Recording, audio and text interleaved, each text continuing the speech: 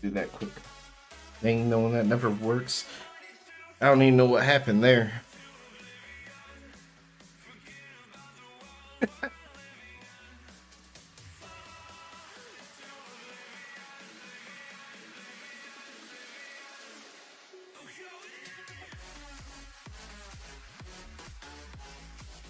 All that checking to make sure we were good.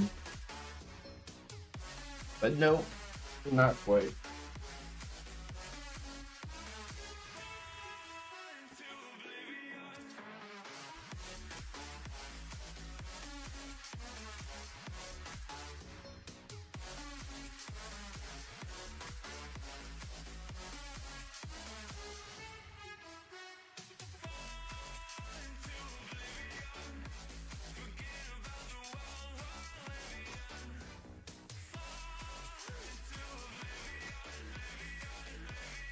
Nice.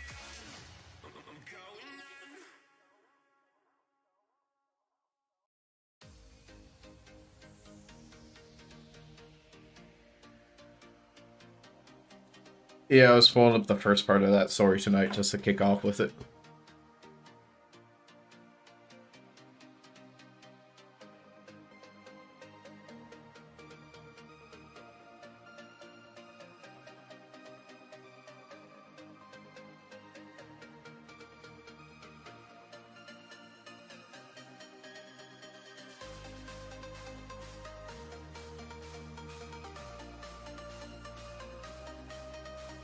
It's Wednesday night, and you know what that means? There's another episode of AEW Dynamite.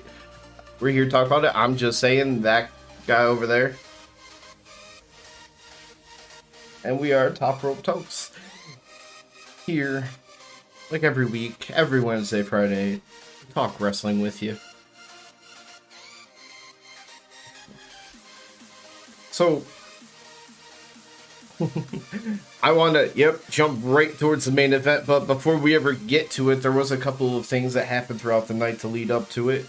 I wasn't sure what to make of it initially. It had us kind of doubting everything during the match, but Renee was going to speak with Hobbs, but first they decided to show a video from Wardlow that his car was broken into, and somebody has all his gear, and most importantly, the TNT Championship that he's supposed to be defending.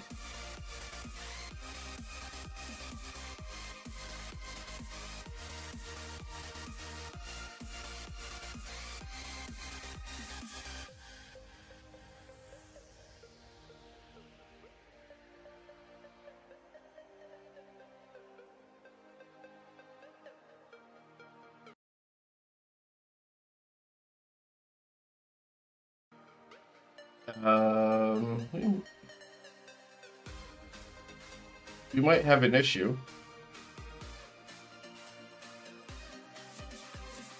I don't think it's recording you at all.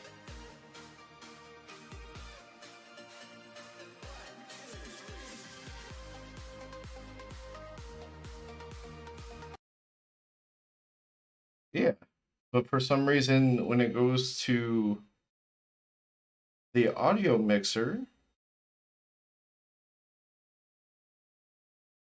it's not showing up as desktop audio.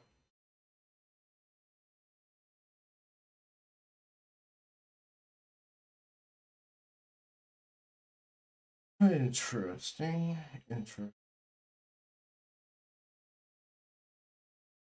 Dude, I'm wondering if somehow, dude, with our whole last videos, no, because I didn't listen to them enough. Why is it not picking you up?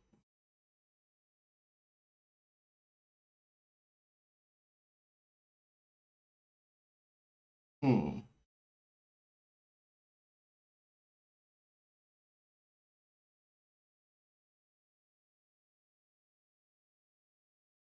Yeah, it's not getting your Discord sound, even though it's going to my desktop audio.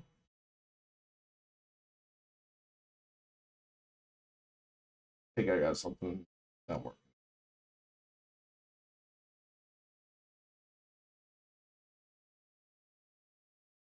Okay, go ahead.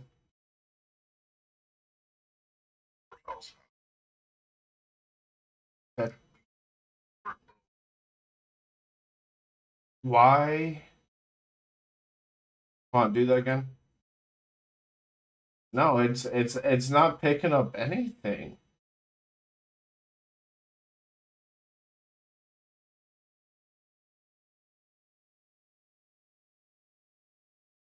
Wow. I t- I turned it off because that's how I noticed initially it wasn't capturing you. Um,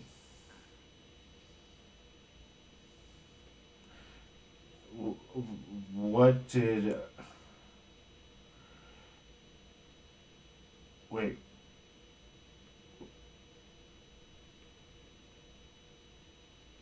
You get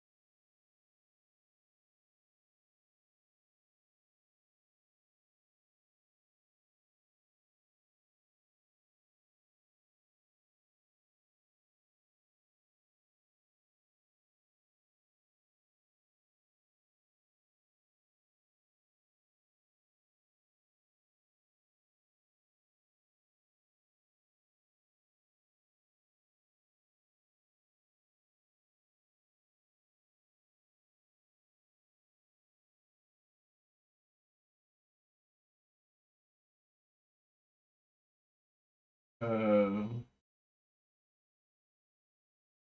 Uh, okay, talk.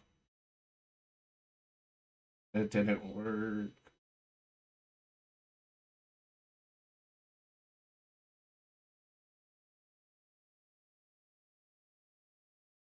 And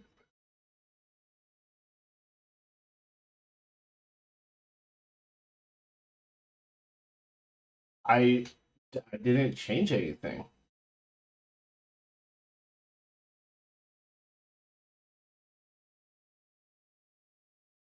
And I'm trying to add sources. I'm trying to do.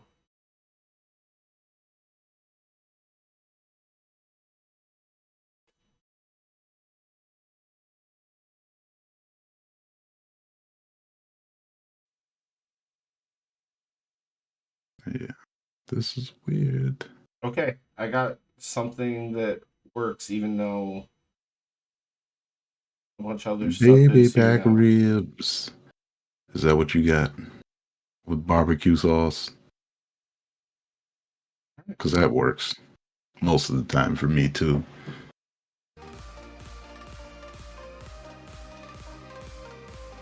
But for some reason, it's catching a Oh, constant background sound. It makes no sense.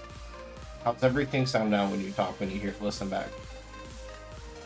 um,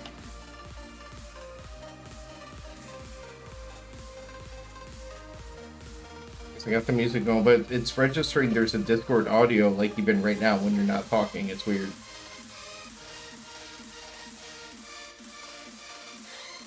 yeah. Um, it it sounds all right. Yeah, it sounds fine. Okay. Hmm. Well, fuck my Yeah. life. Start all over again. Mhm. You know, we always gotta have some kind of issues going on. You know, I thought we already had our technical between the two of difficulties. us. Yeah, I was gonna say, but I already had the technical difficulties, so you shouldn't have had any. This is weird. Today's a weird one where we both had issues. But it's weird because I also didn't change anything, so I don't know why it even would happen in the first place. Yeah, yeah, that's weird. I would probably just throw everything out the window. All right, attempt number 2. It's Wednesday night, and you know what that means. There is another episode of AEW Dynamite. It's Wednesday. I'm just saying that guy over there, I'm Ranger Motions. and It's we are, Wednesday. and we are Top Rope Tokes. Yeah. Just like every Wednesday and Friday, here to talk wrestling with you. Hey. Yep. And I'm gonna kick back, have a nice glass of wine, and crack open the Book of Hobbes. Because it was Hobbes' night. And the thing is, I want to jump right into the main event. So, early they gave us reason to doubt because Renee was going to speak with Hobbs, but first they showed a Wardlow video that his car was broken into, his gear was stolen, the title was stolen, it's all gone. Mm-hmm. The crowd just went silent every time Wardlow was on screen today, and I loved it. It's like, nope, we don't want that. I mean, you took away his his Goldberg style entrance, and the one thing that he really made him seem over is gone because of that. But Hobbs says Wardlow only has one thing left, and that's being called a champion, and he's going to take that from him too. Mm-hmm. He took that. Take that. But then later we get Tony with Wardlow, who talks about how he's had a great deal of loss lately. Luckily, he has some friends that let him borrow him some clothes. Wearing a nice FTR shirt because they're back. That was a sweet FTR tank top. Oh yeah, tank top. I don't know. FTR gear is just nice. And always has, a lot of times has that vintage look, but still nice, so it just works. Yeah. Since he's stressed for occasion, how about they make their match tonight a Falls Count Anywhere, and he was going to demolish Hobbs. You were wrong. Yeah, I'm gonna say, little did he know. Dog. Yeah, so I went into tonight with like 3% Hobbs chance, and then like as the day went on, I was just more and more like Hobbs. Like the Hobbs fan in me just kept saying, no, Hobbs is winning tonight. You know it. There's nothing that leads to like him winning tonight. You murder him, basically. His career, just, you derail it. Yeah. And I was like, he needs this win. Wardlow does not need this win. Like, he is the last person to beat the current champion, so he does not need a win right now. He'll always be relevant to say, well, I was the last person to beat MJF, and I beat him bad. So, I found this kind of weird, but I never mentioned it to you during the show. Usually the champion enters second, right? Mm-hmm. Wardlow's music hits. He never comes out. We're sitting there waiting, and they show that the fight had actually started backstage. Yeah. Well, you play Wardlow's music because Wardlow started the fight in the back, apparently. But once again, Wardlow's music comes on. No one even stands up. Just complete silence in the crowd. And they're like, nope, don't want it. We came here for Hobbs. And like the guy that had multiple Powerhouse Hobbs signs. Right, perfectly in the center of the shot for the ring, too. Just perfect. Main event just kept switching like every 5 seconds. Yep, he's like, yep, and here's my Hobbs signs. But yeah, he knew the assignment. Because, of course, obviously this match has to end up back inside the arena as opposed to backstage. But first, not using it. I'm not. I don't know if you are. But there was a moment backstage that was like, holy crap. And it just really helped display how strong Powerhouse Hobbs is. Oh, yeah.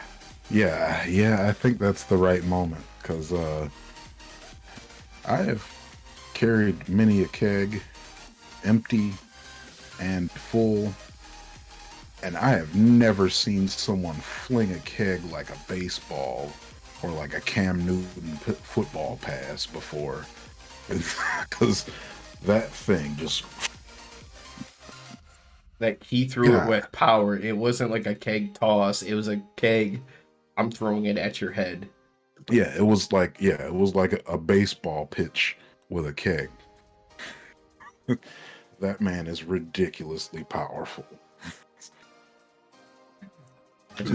I just knew it needed to be mentioned that happened before they ever got back to the ring, because that was a holy crap kind of moment. That was the first. I was like, I don't even know what else is happening right now. I just saw that man fling a keg. And I'm like, kegs are not fling size. You know, Hobbs suplex Wardlow on top of the car. Wardlow back body drops Hobbs onto a windshield and breaks it. They eventually brawl back to the ring. They pretty much street fightered up that car. I don't know what that caddy did to them, but they fucked that caddy up. Now, see, part of the reason I was kind of questioning, because I was like, it needed to be mentioned. But once they got back out to the ring, there was a nice "We Want Tables" chants going on. And when Hobbs got to pull one out, that was one of the better reactions of the night. Yeah, when he pulled the table out, the crowd is going nuts. Like, yes, the table. But kind of like what happens a lot in wrestling, and you'll even see the wrestlers talk about it. Usually whoever introduces the weapon, it gets used against them. Hobbs was laying on it. Wardlow went to the top rope, dove to the outside with a senton. Only a 2 count. Crashing through that table. Yeah. Hobbs is a buff dude. He kick out of a senton through a table from a dude that big. I mean, it shows how big he was, because when he got powerbombed onto the ramp after, that was a hell of a thud. Mm-hmm. And Wardlow barely got him up. Mm-hmm. Yeah, and it was still like It was a struggle. I wonder if there was a little bit of a shockwave for the people sitting close by.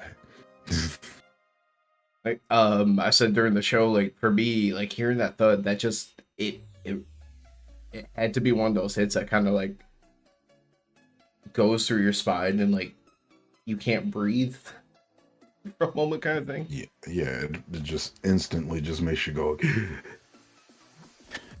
and all that air is gone. Yeah. I mean, it was a short match for a reason, because even though they both can do some stuff, they're still big meaty men, and they're gonna be bumping meat. All right, what's more impressive, Wardlow doing a senton, or the amount of air / distance Powerhouse Hobbs covered with frog splash?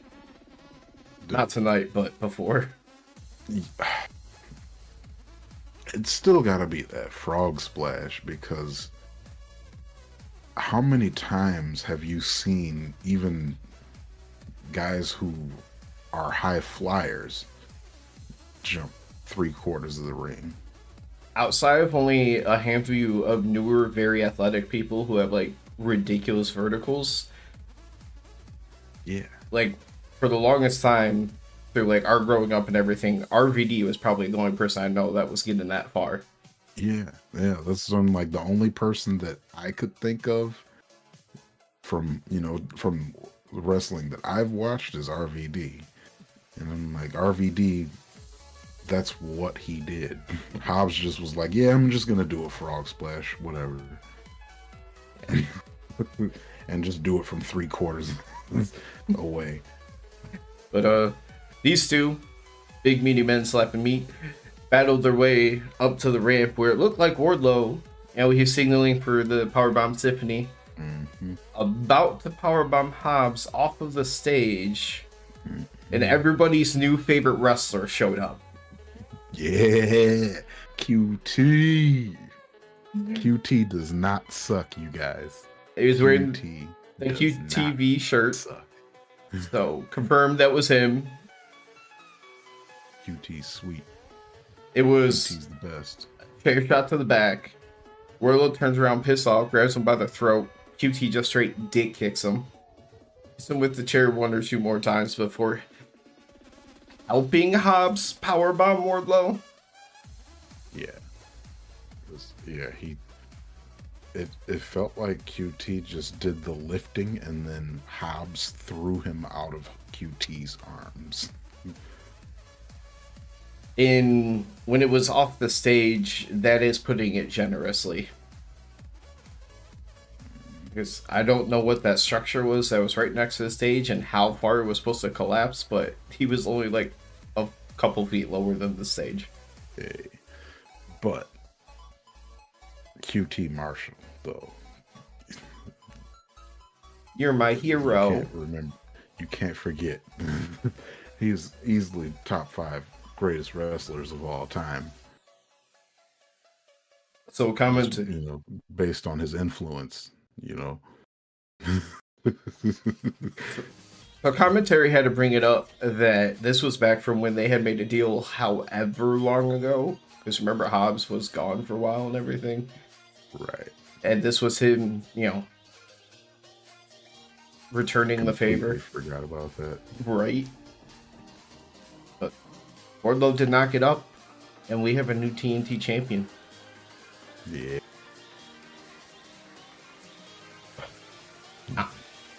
But it gets better. You remember that TNT title that was reported to be stolen earlier in the show? Mm-hmm. Yeah. You want to know who stole it? It was QT. Everybody's hero. The GOAT. Yeah. Yeah, he was top 5 just a second ago. Now he's the GOAT.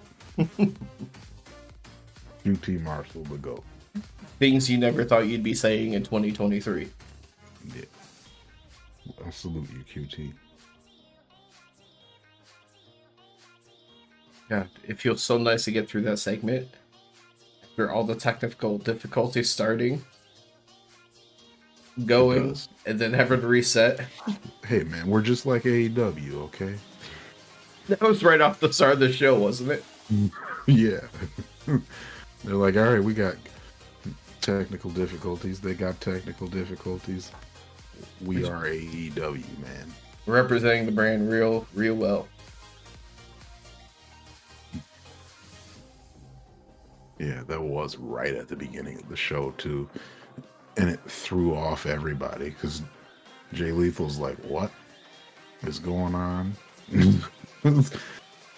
Orange Cassidy was less nonchalant.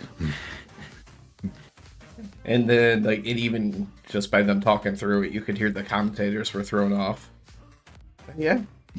The opening match on the card was Orange Cassidy versus Jay Lethal for the All-Atlantic Championship. Which, news in regards to that later. Mm-hmm.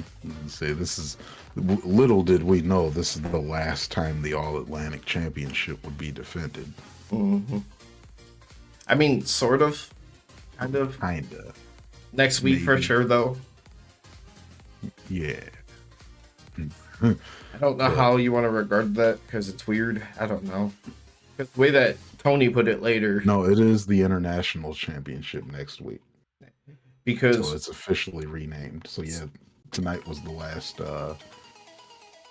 time it's the All-Atlantic Championship. Well, the reason why I say that is because when Tony... We'll just get to the announcement now. What he says was that next week will be the 5th and final time the All-Atlantic Championship would be defended internationally, or whatever he said. Yeah, he did say that. He said that, and then they put it in the graphic as International Championship title match.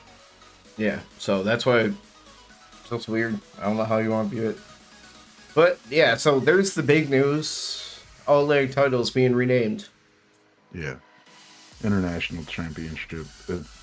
It's better. Same design, just a change of the word. Yeah. Yeah, it's got a better name now.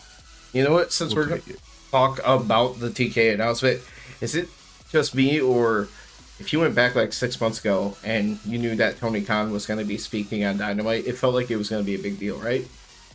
Right. Every time. After the last couple, no, it means nothing anymore. Now I'm just like, all right, well, TK just is wanting to be on Dynamite this week. Like, this easily could have been an Excalibur explanation or a Tony Schiavone interview with Orange Cassidy, where they give him the news and it's just like, whatever. Yeah. That would have been better. That would have been so better. So, yeah, I would have liked that. That's okay, though. Orange Cassidy comes out tonight, of course, best friends, staying house, and they end up just leaving him at the stage, right? Jay Lethal comes to come out with his whole crew. Refs come out right away and get them all out of there. Yeah. It was like, get these boys out of here. No Lethal team for you today. Lethal works Orange Cassidy's leg all match. Now, they say that Orange Cassidy was working his arm back the whole match, but really, I noticed one point in the match where the arm really became a thing, is that's when he dropped that elbow on the outside and the elbow hit the floor. Yeah, it didn't really feel like Orange Cassidy was working his arm particularly. It just felt like Jay Lethal was missing stuff and working his own elbow. Because after working his leg or whatever, because working his leg the whole time, he grabbed like the leg and went to do an elbow drop to the inside of the knee on the floor. Yeah. And it looked like he might smack his elbow on the ground. Yeah, that's what I said. It felt like Jay Lethal was working on himself. Like he was downed. He was going to hurt himself to win this match. Or he was going to go out with a bang, at least, you know. People can say what they want in terms of Orange Cassidy and, you know, the pockets and being a joke or comedy or whatever. But this match, with the amount that they focus on like the limbs and like actually wrestling and stuff, was a very, very good match. Yeah, Orange Cassidy is so good. And yeah, people can complain about him all they want. I don't care. He's so good. And Lethal this match, the fans were even getting behind Lethal. Yeah. Lethal got quite a bit more chance than Orange Cassidy actually in this match. The dueling chant was Lethal sucks. Then let's go Lethal. Yeah, we heard that multiple times throughout the match. Yeah, it was.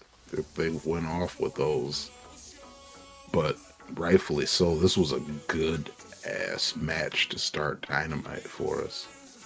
And they gave it the right amount of time. I felt like it wasn't short, and these two are just two of the best workers that AEW has, and it showed. They have good chemistry. I would be so down to see this again in the future at some point. I'm not super down to see the Jeff Jarrett. Get to that in a second. As Orange Cassidy went for an orange punch, he collapsed when he tried to do the jump. Lethal, when he did the springboard into the ropes, he went down and collapsed his arm, and that allowed Orange Cassidy to quickly hit orange punch for the win. Props to Jay Lethal for dropping himself on his head to sell this, because it looked like he legitimately fucked this thing up. Yeah. I was actually worried because on top of that, when he went for the top rope for the elbow and you had that camera of his face very much said, this is going to hurt. Like, I don't want to do this. Like, he did not look happy the fact that he was about to do an elbow drop. Yeah. I mean, laying all of that out and hitting all of... Yeah. Especially if it is hurting at all, like, yeah, maybe it was a little bit hurt. Probably it might have been hurting a little bit, but he played it up really good. Now, amazing from Jay Lethal. Thank you, sir. the part that isn't as exciting because after the match, Lethal goes to Timekeeper's area, goes to grab the Golden Globe, and he wants to, go mess up Orange Cassidy. But really, it was to distract the ref all the way up the ramp. And Orange Cassidy is looking away, and everybody's favorite senior citizen on the roster. Yeah, Jay Lethal comes out, or Jay Lethal. Yep, Jarrett. He came out and stroked him. And then Tony Schiavone says, I've been seeing Jeff Jarrett do guitar shots for a long, long time, but this is the first time I've ever seen him do one to somebody's leg. Yeah, that was my first time seeing a leg chair shot or leg guitar shot. And I would like for him to go back to the head guitar shots. Now him making it was cool for one, the knee shot, but over the head, just every time, please. I won't say it was overwhelmingly boos throughout the arena after, but I do, like, at least for the people that want to enjoy it, there was a decent amount of boos for Jeff Jarrett. I just would rather not, though. Yeah, I'm gonna say Jeff Jarrett knows how to get heat. And that's what he's supposed to be doing. He's doing it. Alright, thankfully we just had a pay-per-view and there's no way that match can be treated like a big deal. Yeah. What if Jeff Jarrett wins?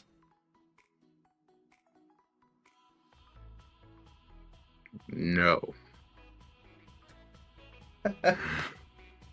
No. If Jeff Jarrett is the one to take the belt off of Orange Cassidy, I'm watching Raw on Monday. I'm sticking with my threat. Actually, AEW, I will watch Raw. The Raw Monday threat should only be for pay-per-views because when it's on a Wednesday Night Dynamite, you could be like, I'm not watching Rampage, I'm watching SmackDown and going to bed at 10 p.m. Yeah, my bad. Yes. If Jeff Jarrett wins the title, I am watching SmackDown instead of Raw. Or shit, Rampage. Instead of See, I can't. I don't know. Words. Yeah, words are bad. But yeah, I'm going to watch SmackDown instead of Rampage if Jeff Jarrett wins next week. Chat, you heard it first here. I'm a man of my word, so it will be an interesting watch along if I am not watching Rampage. And watch it ends up being the greatest Rampage I've ever done. I'd be so pissed. No, I know they have, I think they said Nadla and Riho on this one. So I'm like, cool, that's your women's match. Again, not showing a huge investment in there. And the way they were trying to talk about it makes it seem like they're going to make it the main event. The first two women's champions. Rematch between the first two women's champions. Who neither of them have an actual story right now. Yeah, I would love to see actual stories. Like, you only get to have one story in the women's division. Speaking of that one story in the women's division, that's what I have next up on my phone because we had Renee in the ring welcoming out Ruby Soho after she turned heel at the pay-per-view. That can't be a heel song, can it?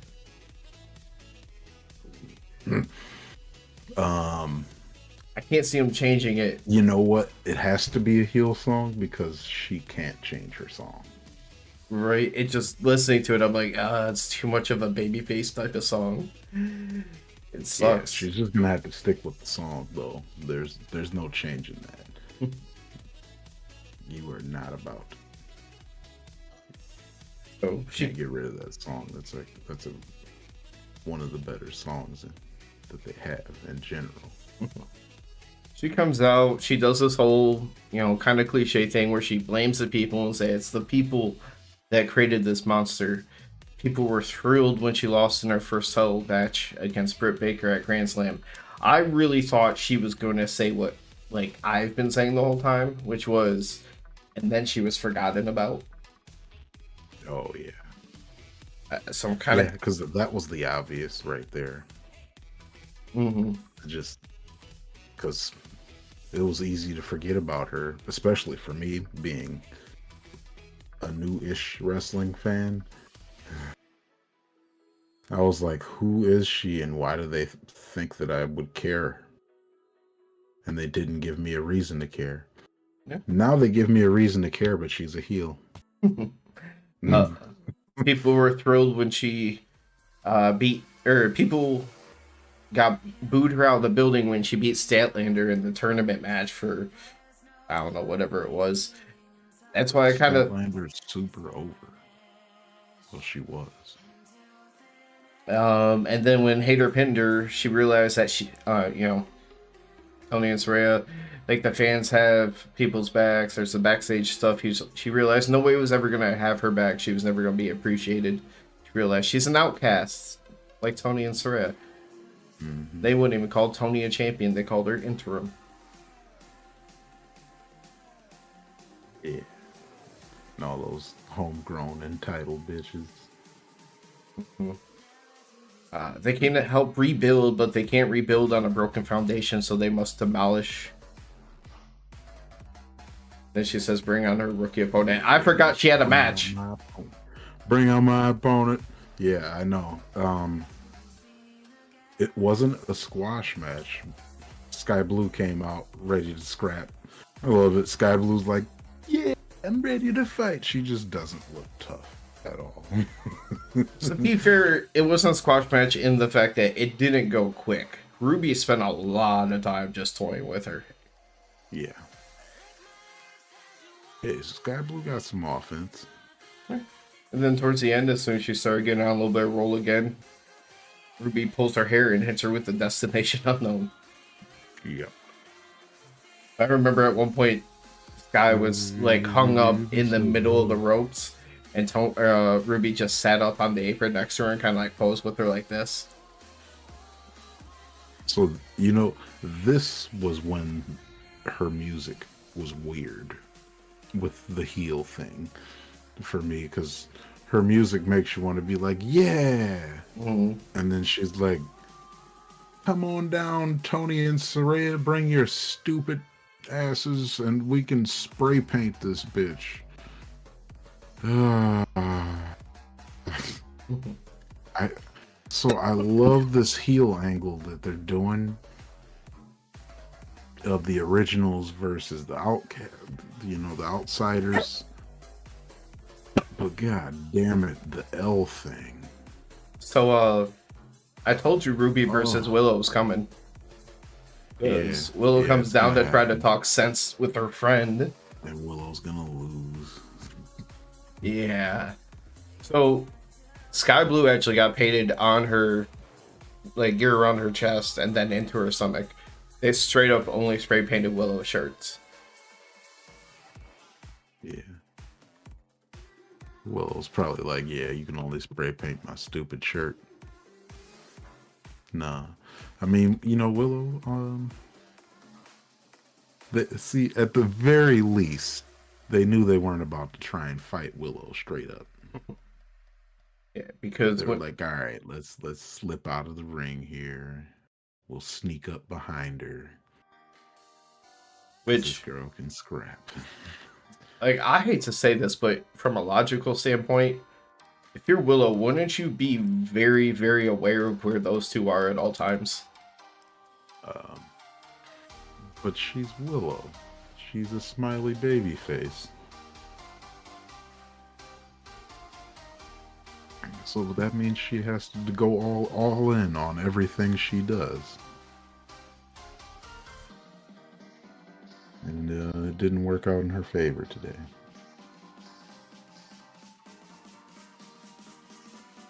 Need some water before we move on to the next thing. The nice thing is, so far we've only had to skip like one thing, and I see another thing in a moment. But most things have kind of linked together decently. Yeah, everything is pretty good. What? I think one of those cough or sneezes that kind of has that like tense feeling right here. Ugh. Yeah. we had another Renee interview with Hangman Adam Page. He talked about he let his heart darken, not because he wanted to, but he had to in regards to his pay-per-view match with Mox. So if anyone wants to try him, he will take them hell right out. Renee asked if it's over, and he's like, you know what, I owe you an apology. Including for what she had to see, but then says after Texas death, he's done. He wants Mox to know he's done. Yeah, he's done with Mox, and that's it. I feel like I like so that Mox bloody interview really stuck with me, and this interview really stuck with me, with just seeing how beat up and bruised up, and the jab marks from the fork on his forehead, big black eye. Yeah, everything. Yeah, this promo just hit real hard just because of how he looked. Like, yeah, he won the match, but goddamn. Yeah, he wasn't the one that was wrestling tonight because it was Mox wrestling, because we had him and Claudio versus the Dark Order, Silver and Reynolds tonight. Obviously, they still have beef with all of them, especially after what happened to Uno. That match still, man. I haven't rewatched the end of it. Like, I want to, but I don't want to. Watch that blood spurt out of his mask. I don't know if I could do that again either. So that was just brutal. A lot of this match was basically just them isolating Silver. Yeah. At one point, I had completely forgotten that this was a tag match, because it was Mox and Silver in the ring for so long. I was like, and then Claudio, I was like, oh, this is a singles match on Dynamite? That's odd. And then Claudio hopped in the ring and kicked Silver, and I was like, the fuck? Oh yeah, this is a tag match. I completely forgot. Now see, Silver versus Claudio, it was interesting because they actually played kind of to, Silver being so strong but little, just to kind of go toe and toe with Claudio. So when it got to him versus wrestling with Mox, like, oh, yeah, not good for you. Not good for you. Not at all. You are in Mox's house right now. Dude, Reynolds is really good. Yep.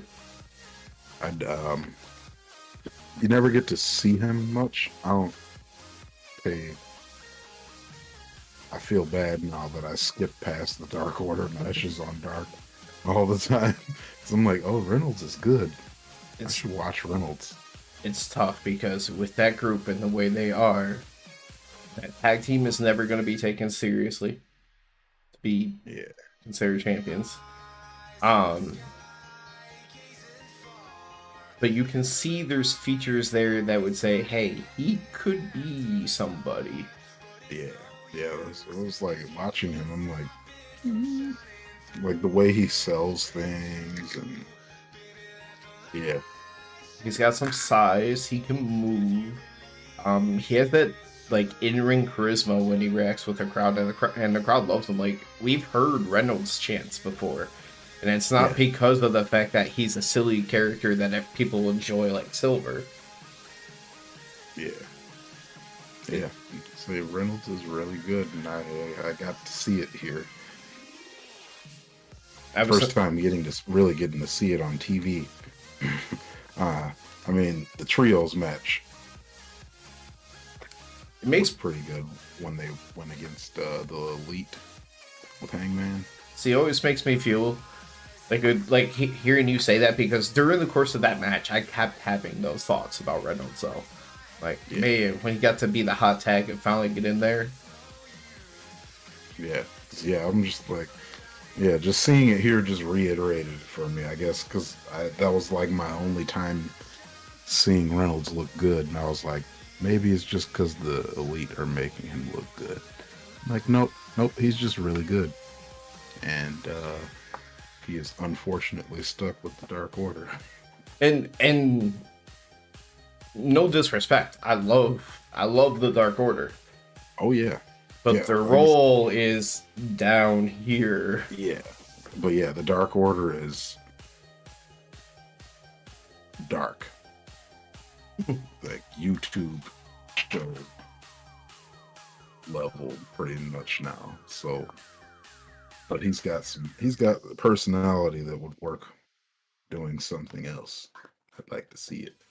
So Reynolds ends up tapping out the Mox with, what was it called? The Darce choke? Yeah, I don't know how to spell it. I just wrote it in a way that I would know how to pronounce it. yeah. I don't know how that's spelled either. I just remember it from watching a whole lot of MP. And God damn, I can't MMA? talk today. MMA, back in the day. You know, back when MMA was like super hot with the Chuck Liddell and Rampage Jackson days. Oh, you're talking about that. And I was thinking a little bit later. Yeah, no, that was the times when I was watching. Because I was thinking like, Brock and Kane, that's kind of when they were having the bigger, nicer venue and production kind of stuff. I didn't know what you meant. Realistically, it was too brutal for me at the time because I was like 10. But I watched the first UFC with my dad. And I'm like, just watching dudes like gouge each other's like eyes, like there was no rules, and I'm like, what is But speaking of no rules, because after he tapped out, Mox ends up blocking it back in. It eventually transitions to the Bulldog. Yuta and Claudio are helping keep everybody off of him to make sure nothing happens. Uno comes down, starts to fight Mox, but then Yuta attacks him from behind. And we thought they were done, but eventually Hangman comes out. Yeah, and so notably to me, if Hangman wasn't such an ass and trying to pretend like he has no friends all the time, he could have came down there with Uno and they probably would have been all right. But because they came out one by one, got y'all ass whooped. I mean, at the end, Paige and Uno were standing. I had no idea where on the floor Silver and Reynolds were. But it was they just had a match. So they lost. It was like what? Hangman comes in, he's trying to just like break it up, right? Like he's not trying to fight. And then like Claudio puts his hands on him and he just decks Claudio. Yeah. I like that.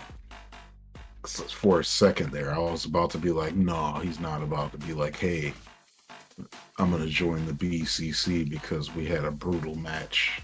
And I like that. That's how Yuta got in.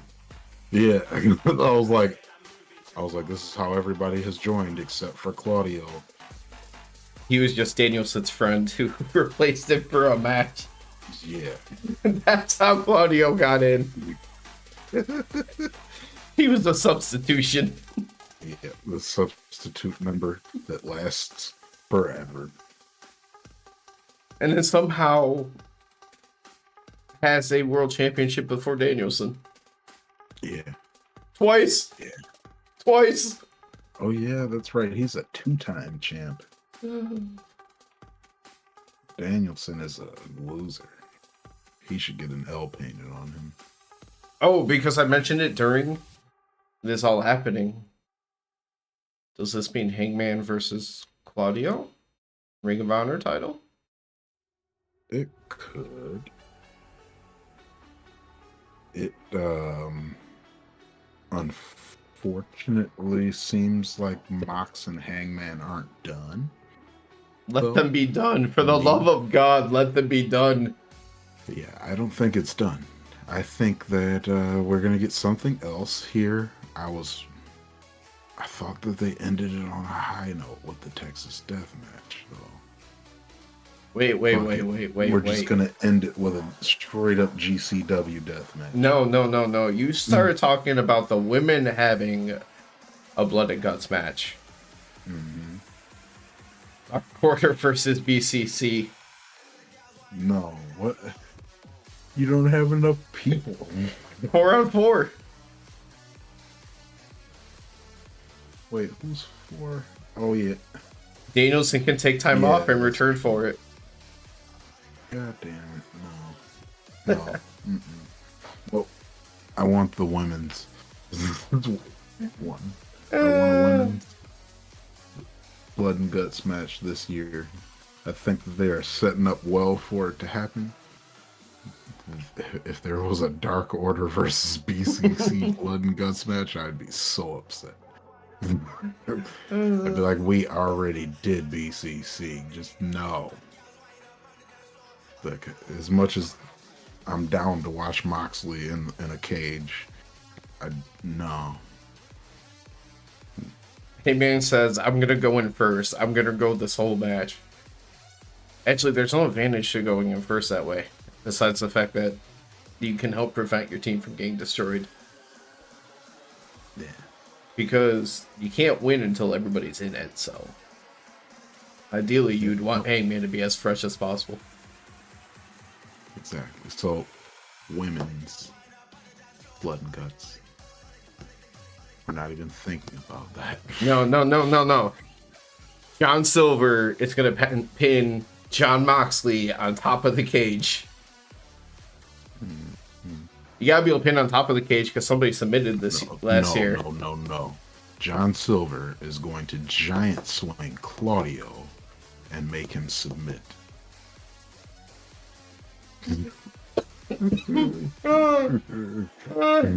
That would be amazing. Do it. Do it. I'm like, since we're thinking about things that won't happen, what's my favorite thing that won't happen that could happen? Yeah. There's nobody that I can really think of that seems the type of person that would be the person going off of the cage in that match. Although Alex Reynolds does remind me a little bit of Matthew Justice just because the guy who always jumped off stuff in GCW. Yeah. Kinda, yeah, but I think we're gonna get a women's blood and guts match. Giant swing.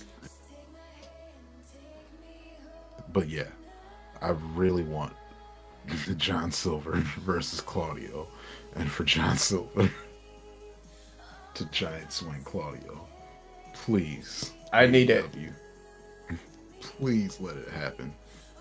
Like, he doesn't even have to do it nearly as long. Have it be interrupted, but let him get like 5 rotations in or something. Yeah, like even if he gets just a few rotations in, I'll be happy. Oh man. Yep, I just made it. I didn't know I needed that, but now it's another thing that I need to see in wrestling. The shortest man versus Superman. Versus Superman. Stealing his move. His signature show of power. Point thing is Silver did do a very Claudio type move in this match. Because remember, as a double team, Reynolds did like the back, the flapjack. Yeah. Pop him up and he hit like the uppercut. Yeah, he did.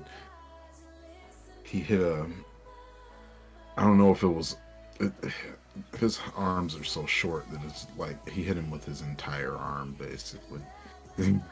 So it was almost like, because they called it a forearm, but it looked more like. It looked like an uppercut, yeah. Yeah. But it's just, I don't know, his arms are so small, you can't tell. He hit him with an arm.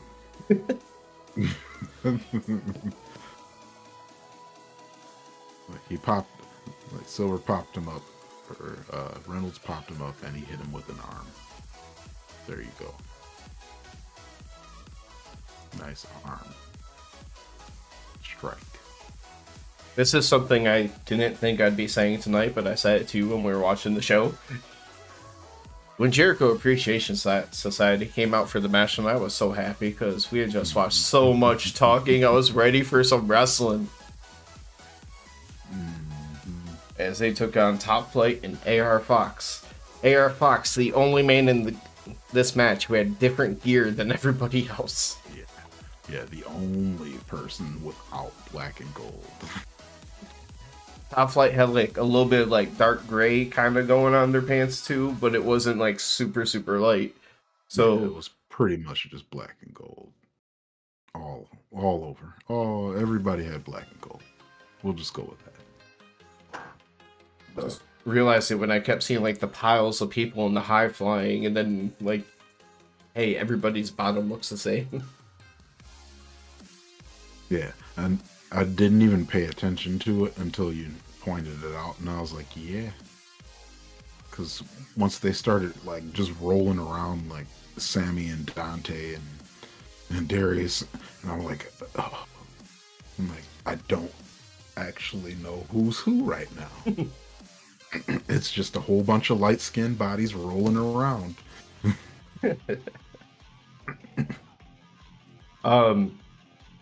Yeah, because it's a Top Flight match and it's a trios match. It's definitely one of those situations where good luck with any kind of notes besides like the ending of the match. Right. I know you got to see AR Fox do a certain move that you love with that springboard. Yeah, I love his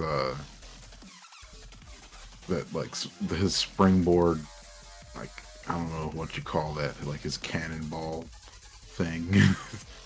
I remember they called it, and I had it in an old note, but I'm not sure if I still have it. It was like an imploser. Something. No. But I don't know, I love that thing so much. I'm looking for it. I think it's in here. Nope, it might have been an older show. You know, the other thing that I liked in this was the enhancement of the JAS photo shoot pose. Because normally it's just, you know, Jericho and Sammy, but Daniel Garcia joins in, and then you see Hager, Cool Hand, and Daddy Magic hop up in the back On the apron behind him. I loved it. I feel like we might have seen them try to do 3 before. Maybe. I think so, but yeah, it hasn't been pulled off this well before, I feel like. Or with everyone. Yeah, they're giving me Mad Ginyu Force vibes, and I love it. But say hello to the JAS. So at one point, Darius is actually whooping Jericho's ass. And everything looks like he's about to hit that finishing shot, whatever that move is going to be for him. But Jericho leans over, grabs Aubrey as a distraction, and Hager smacks him on the bat with the bat. Judas effect. Win for Jericho. Yeah, like, what do you do when it's 6-on-3, man? It really is 6. But AR Fox makes you say,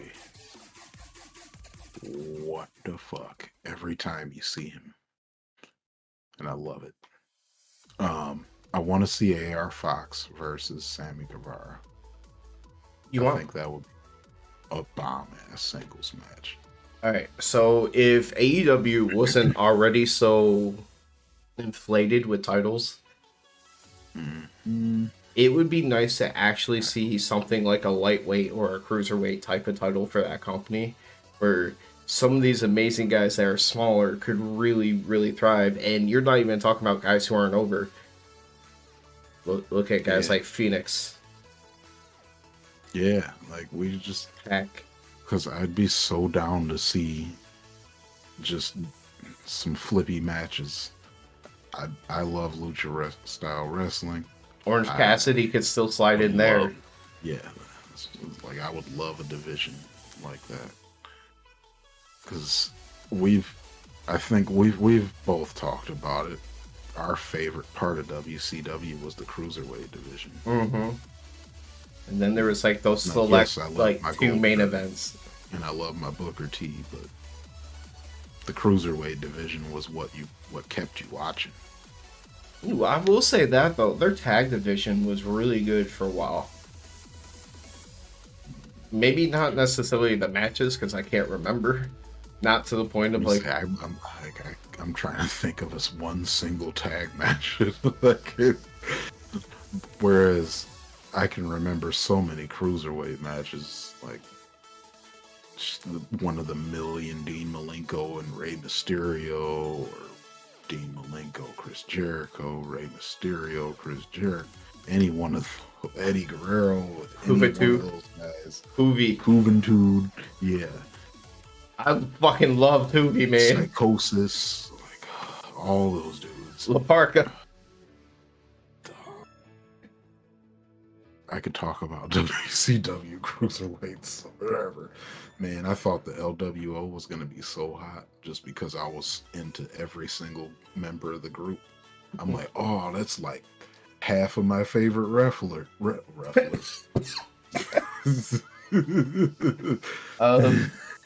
Like that's like all my favorite wrestlers minus Goldberg and Chris Jericho, which back to the match after, Cool Hand grabs the mic and he says that was the greatest trios win ever. Basically, Daddy Magic says they're the number one contenders, and then Jericho gets on the mic and calls out the House of Black. Hey man, House of Black, they want some. Jericho did say they have the greatest entrance though when he said it. He did, yeah. Get out here with the cut the lights with that great entrance and get down here. The lights go out. They did. It wasn't House of Black. It was carry on my wayward son. There'll be peace when you are done. Okay. We're gonna get copyright strike because I sound so much like the record. So, first champion in AEW, Jericho. Second champion in AEW, Fox. Crap, never mind. That my point just got messed up. But anyway, Jericho and Kenny have a past. When Jericho left WWE, went to Japan, it was for Kenny Omega. They have a past. He says they've stayed out of each other's business for a while now, but now that they're talking about the trios belts, they're in their business. Because the Elite aren't done. They said that they should be number 4. Well, Don Callis says that they're number 1 contenders. Yeah. Still, if you didn't watch the match, because apparently something said that they deserve a rematch. Just that I think he just said that the match was really great, and that the trio titles were established by the Elite. Even says that Jericho is one of the greatest of all times, but he's the second best from Winnipeg. And if he had a couple of months to trade, Jericho would actually be number 3. That was the sickest burn of the night. Sick burn, Don Callis. And he just was in the background, kind of just like spinning with it. And he was just like, oh. He's like, I didn't say it. Okay. He said I'm better, and he's okay. Yeah, that was hype. That was pretty hype. Then the lights go out again. I forgot to mention something very important to this whole segment. Sammy Guevara said that the JAS is also the sexiest group out there. I know where you're going with this. And Hager said that he loves his sexy hat. Yeah. Very important. Had to get that in there. On the 1-year JAS anniversary. Yep. Oh yeah, I forgot to make a note that they made a big deal about that. Let's go out again. And the House of Black is on the screen. Malachi says they both deserve to be humiliated in their hometown because next week they're in Winnipeg. If you want these, let's go out. We come back. House of Black is in between them. They are right there, holding on to their belts, looking all House of Blackie. And then they just say, we're going to cut the lights again. We out. See you next week. And yeah, it was confirmed later on that that's going to be on the next Dynamite in Winnipeg. That could possibly be amazing. I think it could be. But that's going to be 9 people. That's going to be one of those matches we get, like, you don't generally see amazing story, but it might be just like, oh, wow. I feel like I'm calling it now. A good portion of the time for that is going to be entrances. Because every one of them has a big, like, theatrical entrance. So it's going to be at least 5 minutes of entrances. But they might give them a decent amount of time because I kind of feel like you're going to have to make that your main event. I hope so. Wait. I just realized something about... I remember something saying that Stokely versus Hook was supposed to be next week. But whatever I read was apparently wrong. Next week as in today. Okay. Yeah, they didn't... I feel like they would have hyped it a little bit more. They would have been like, hey, Stokely's got to wrestle. When's this going to happen now? When does Stokely have to wrestle? I mean, Stokely said he's not doing that shit, but he's Stokely.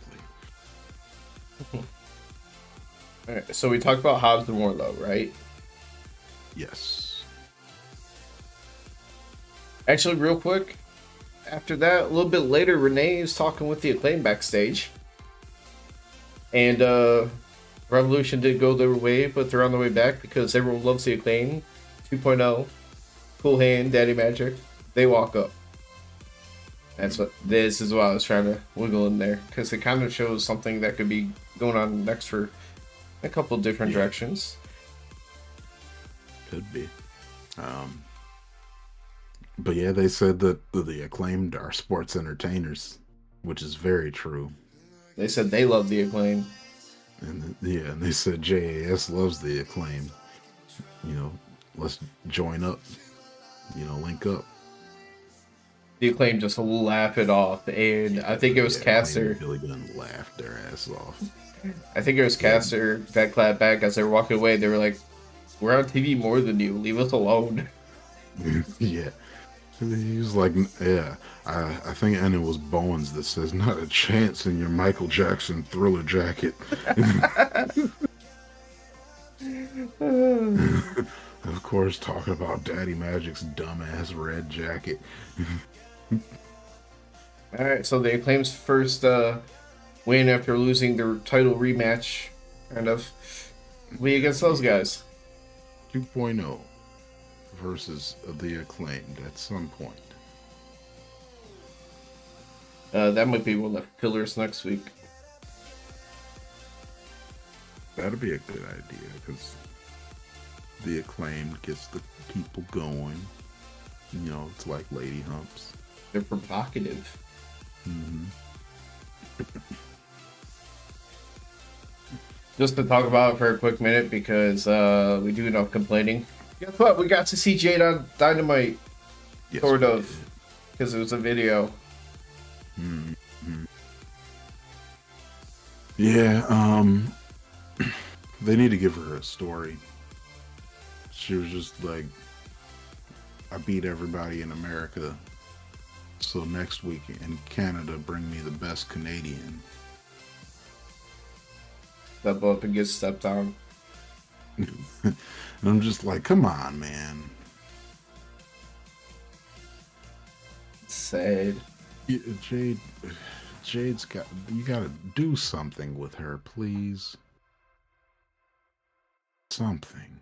If you couldn't tell, I'm now into the portion of knocking out, like, do we have to talk about MJF's video for next week? Do we have to talk about...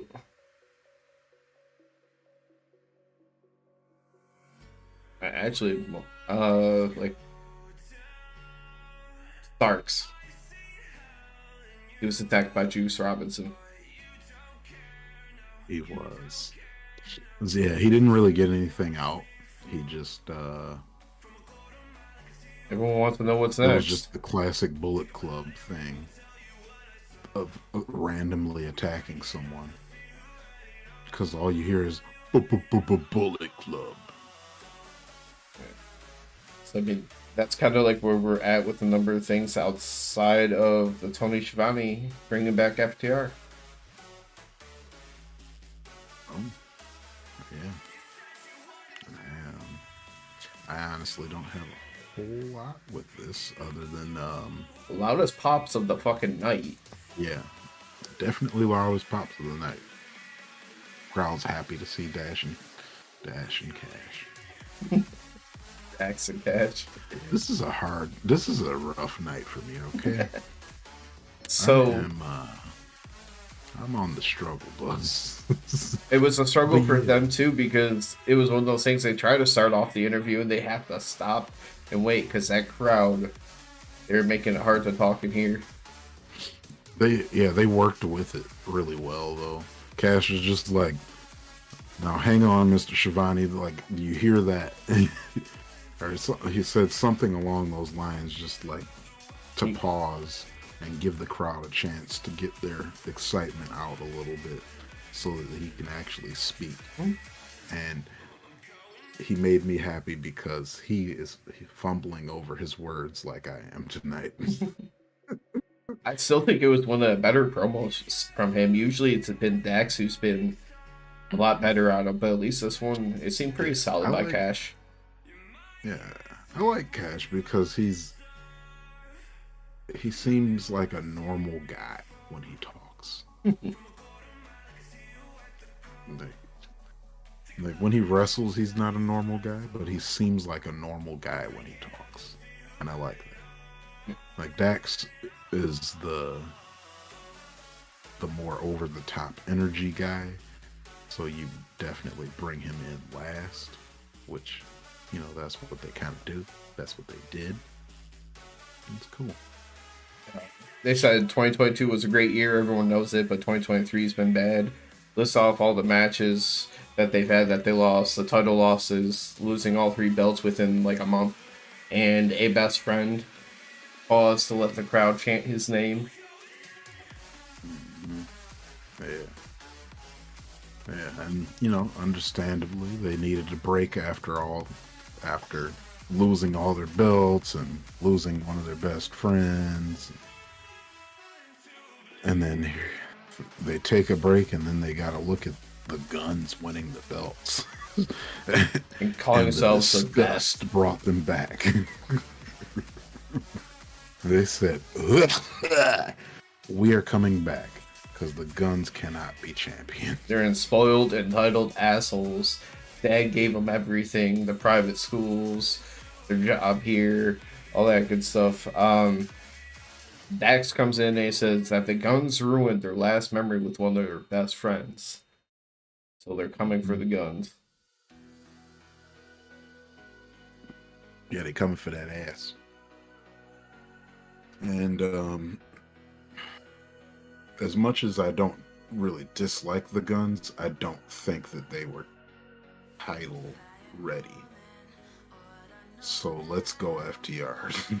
It's also sucks because, you know, if it's really, really quick into their title reign, like for instance, they only have 1 defense so far, you can't imagine them necessarily losing it right away. So I mean, it's great to have those big surprises right after the pay-per-view, and I love it. I'm like, kind of sucks the timing of this because it's gonna happen so soon into the Guns title reign. Won't line up for a pay-per-view. I don't know.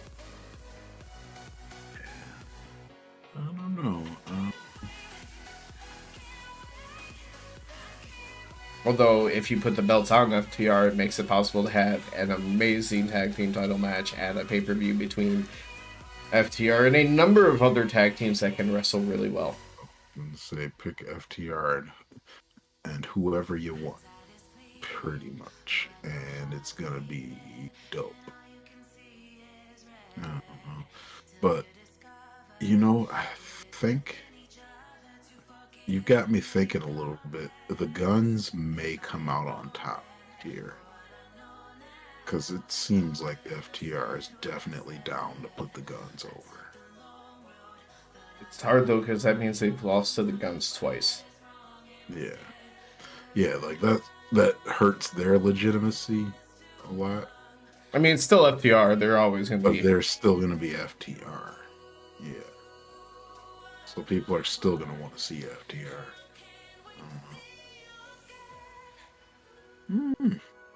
I'm on the fence with that, but I kind of feel like they know that they don't really have another heel tag team. Because I'm not counting Jeff Jarrett and Jay Lethal. That sucks. Especially since he might be, especially since he might be the new international champion. Does this mean that he's going to be the first international champion if he wins? Even if they don't count it that way, I can see them phrasing it that way. Mm-hmm. Yeah, but yeah, no, you gotta build up the ass boys. Because you need another heel tag team. Putting the belts on them was probably not the best idea, but they needed some heat. I mean, I kind of called it when the Acclaim got there that the Guns made sense all that time ago. It's just they did a very bad job of doing anything with them until then. Like, yeah, you would think that they would have built them a little bit more beforehand. So now, now it feels like this story is the let's try and write this kind of thing. Hopefully, because I never got to see an FTR reign, I would like to see it.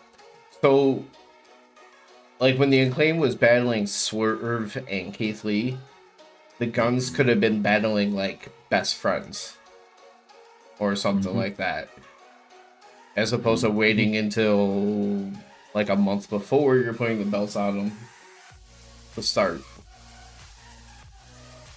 I mean, they did the whole stalking FTR for a while. Yeah. Yeah, that was really it that they did to make themselves legitimate was, well, we beat FTR one time and it wasn't clean. Yeah.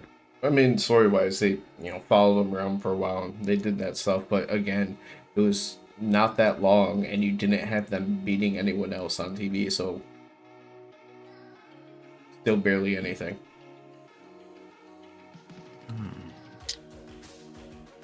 It's alright. The belts, you're going back to the Acclaimed. So, I'm going to talk about this just for a quick second because it sounds like the next chapter to this is worth talking about. But early on,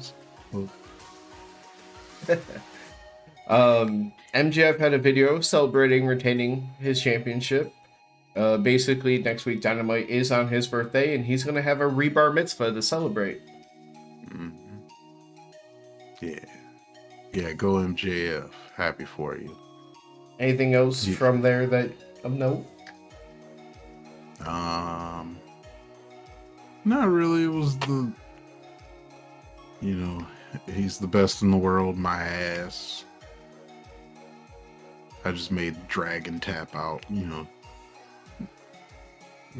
He's accentuating what he just did because Bryan Danielson did tap out, and you don't see that happen. Also, it was captured literally right after the match on the pay-per-view. Yeah. Yeah.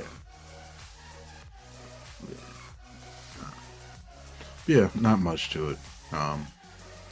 But the Danielson His video, bar mitzvah should be weird. Danielson's video, on the other hand, I didn't see any of it. You gotta do it. Bryan Danielson. So yeah, the Bryan Danielson. So his was also a quick little video for right after Revolution losing the match. So they got both sorry. They got both him and MJF's thoughts basically, but this was more of a what's next for Bryan Danielson, and he was a little cryptic, but he was kind of hinting towards his in-ring career not being, or his in-ring career being pretty much over here. As he said, MJF actually helped him realize that he could seriously be taken out, and he could be seriously taken away from his family, and it is time for him to go home. He didn't say that it is time to retire specifically, but obviously imply, hey, I need to chill out. I need to stop doing all this wrestling stuff. So does he take a break for a little bit? That's more what I think he would do here, but he was real cryptic about it, but it sounded like it was a retirement kind of thing. So either way, what I think we're at is we have hit the point officially where he quits wrestling every single week on TV. I think that's probably as many issues as he's had in the past, and even recently too. It's probably a good idea. This older, it's time for him to become the part-timer. Yeah, like it happens. It's okay to be. Yeah, it's okay to be that one dude that just shows up randomly and throws on a banger. And but as long as he's just gonna keep putting on those bangers, then we're good. I mean, don't go quite to the MJF schedule where you wrestle about twice every 3 months. But yeah, you can do the whole take a month off, come back, do some talking, wrestle the big pay-per-views, become a special attraction kind of thing. Yeah, that's perfectly fine. I think he could do that. More time with your family, healthier. Yeah, MJF really got him wanting to spend more time with his family. Although, one has to believe that with everything that's been going on with him over the years, and even with him having issues recently too, you gotta think that he's gonna try and slow it down a little bit at some point. And maybe he finally gets to the point where he just also is going to reconsider some aspects of his style. Like, for the love of God, please stop with the diving headbutts.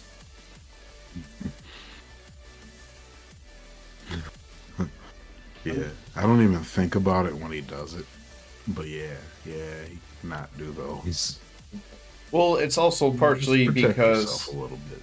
Protecting himself, but also who's one of the last people who ever did that on a regular basis, and the effects that how messed up his brain was when they did his autopsy after the crazy things that he did. Yeah. Protect your head, people. Just protect your head. Yeah, protect your head. Mental health is important, everybody. Sorry to get a little bit serious, but mental health is important.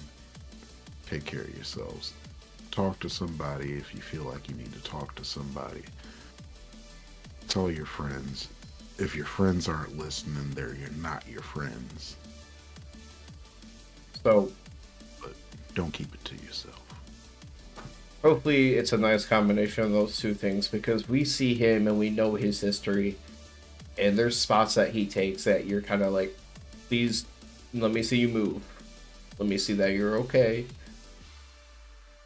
Yeah, and it's because a lot of it is because he just sells so well that you legitimately think that was going to be his last wrestling move half of the time because he just sells so well. You're like, oh my god, that one was it. He landed wrong. It's over. Just like, nope, it was just another sell. He's fucking good, but yeah, I just fear that one day we're gonna be like, oh, that wasn't a sell. Yeah. So hopefully, and I hope that we don't ever get there. Maybe it's just a combination of those kinds of couple of things. Wrestle a little bit safer, wrestle a little bit less frequently, take care of yourself, spend time with the family. Be a big deal when you're around. You don't have to be around. Yeah, and I'd be fine with that if that's the way he's going to be going, because I am all for somebody being around instead of getting to see them wrestle for whoever knows how much longer. Or if he's like, you know what, I've done what I wanted to do when I came back from retiring. I've put on some amazing matches. I've been a part of amazing things, and he decides, okay, I'm more content retiring now, and it's legitimate. Thank you. Yeah. So I could legitimately see that. I mean, honestly, I don't think that was it, obviously, but I could see that for him, putting on a 60-minute plus 15-minute match in a main event of a pay-per-view. Like, that just seems like a Bryan Danielson kind of thing, like a hell yeah, I've always wanted to do this. Like, it just seems like something he would have wanted to do. I mean, he's had his matches with Hangman and Kenny, and he's done all these fun things. So if there's any truth to it, and that's all I can really say is thank you for the memories. But yeah, I'm expecting it's just shorter, less work. Yeah, I think so. Or he could be Mark Henry. Was he wearing salmon? He still had his in-ring gear, so he was still in red. No salmon. Imagine if he shows up the next time at a show and he comes out wearing that. There's gonna be a whole too many people know. I'm like, he's wearing that color suit. No, he's not done. Oh no. No, that'd be great. Damn. Are we? Wait. Did we finish the show? I mean, everything worth covering. Yeah. Yeah, that was it. That's what I was gonna say. Danielson gets to rest, just like we get to rest after talking about wrestling. Oh, That was bars. terrible, but what? If you're still here, you know what to do. Like, subscribe, all that good stuff. Yeah. Like us, subscribe to us, watch us. I need your affirmation. Talk to us. It'll be fun. Catch us Friday night as we do a live watch along with you for Rampage. Mm-hmm. Late night show. Late night. Our late night show that's going to end earlier than